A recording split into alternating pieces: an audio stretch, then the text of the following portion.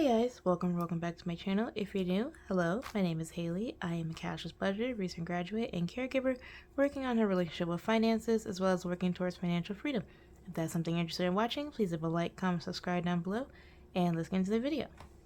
Hey guys, I just wanted to state that I am filming these a little bit later, as you guys saw in my 2025 update. I do have a part-time job now, which requires a lot of evening and kind of graveyard shift times.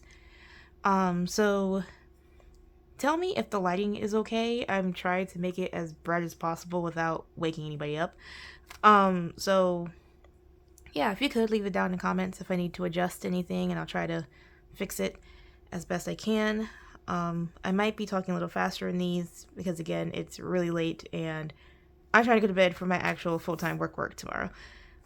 So let's start out with my first paycheck, or my full-time first paycheck of 2025. It was not much higher than what I budget for, mostly because this number is based off of the income I know will at least at minimum be in my account without any overtime hours or random run over minutes or any trainings and whatnot that come along with that. So this check is smaller, slightly smaller than usual, on top of the fact that I took a lot of PTO days off because again, Christmas holidays, and we had a lot of holidays, so there was not much opportunity for overtime during this period. So my actual for this paycheck was $988.05, and of course that's after retirement and everything else was taken out. And I'm going to take out $85 for other expenses and bills I do not track on this channel. So really, we're budgeting $903. Well, I'll say $85.05. So we're working with $903. Okay, so going through my budget with my debts, as you guys also saw in my update, that I am starting to pay back towards my loans. I'm not really concerned with their timeline of having official payments. I honestly just want my loans gone. However many payments doesn't matter to me personally, because I'm not going for PSLF, nor am I trying to go for any type of forgiveness and pay these for 20 or 25 years.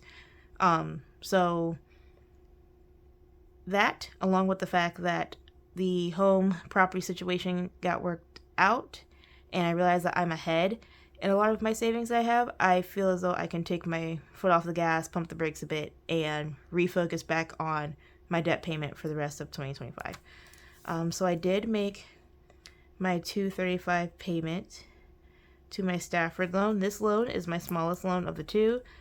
It also has the lowest interest rate comparatively between these two. So I am trying to get this Direct Plus loan gone as quickly as humanly possible, and I'll have more information about that when I get to any part-time budgeting or cash stuffing.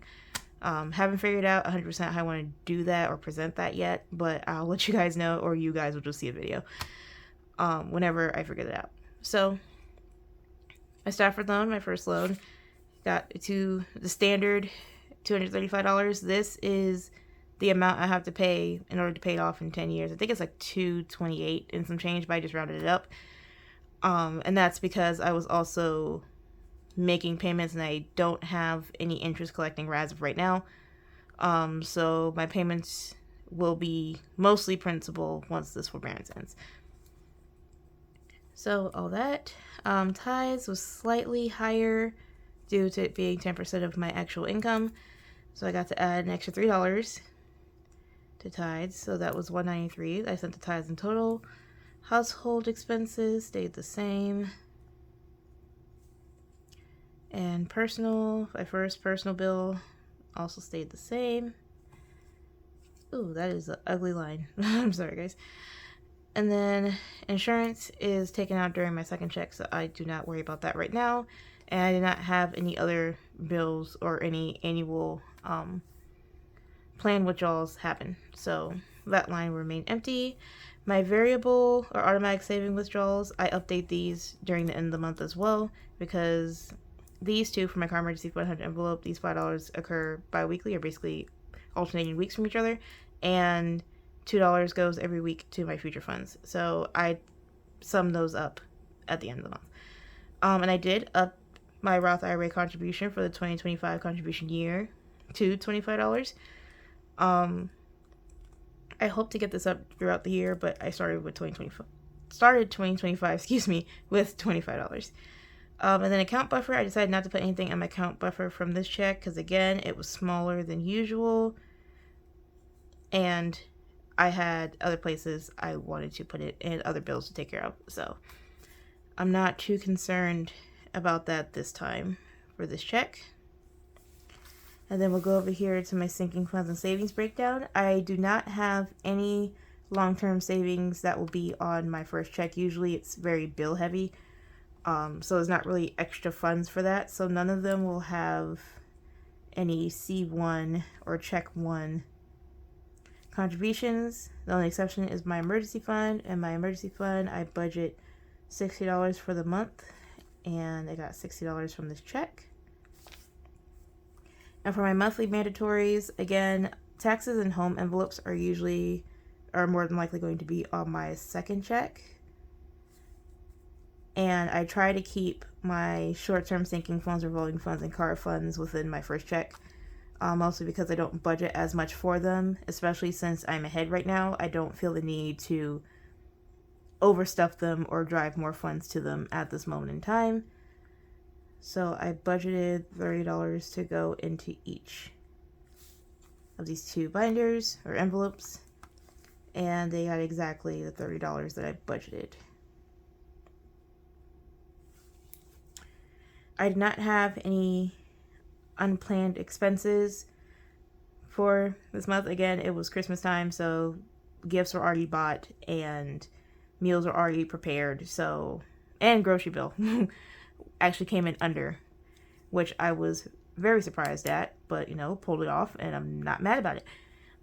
So I did not have any unexpected expenses that came from this check. The only exception that might squeeze into my next check is I do have medications that may or may not change. I don't know. I'll get them checked, I think, at the end of January, beginning of February time. So whether that falls into any of these checks, I don't know. But that's the only unplanned expense I have, because I know it's coming, but I just don't know what that amount would be.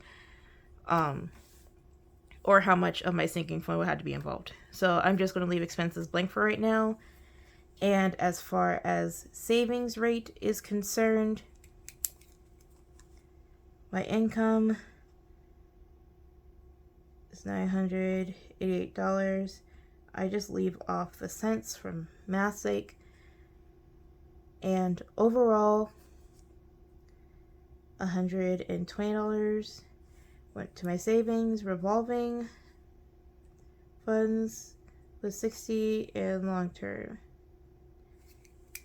was $60. So basically the percentage of these would be 50-50 for the overall percentage that $120 was of my check. I have misplaced my calculator at the moment, and I just thought about that while I'm sitting down doing this. Okay, wow. You know what? I'm just going to pause and do this math real quick, see if I can find my calculator first, and then do the math real quick. I'll be right back. Found it, guys.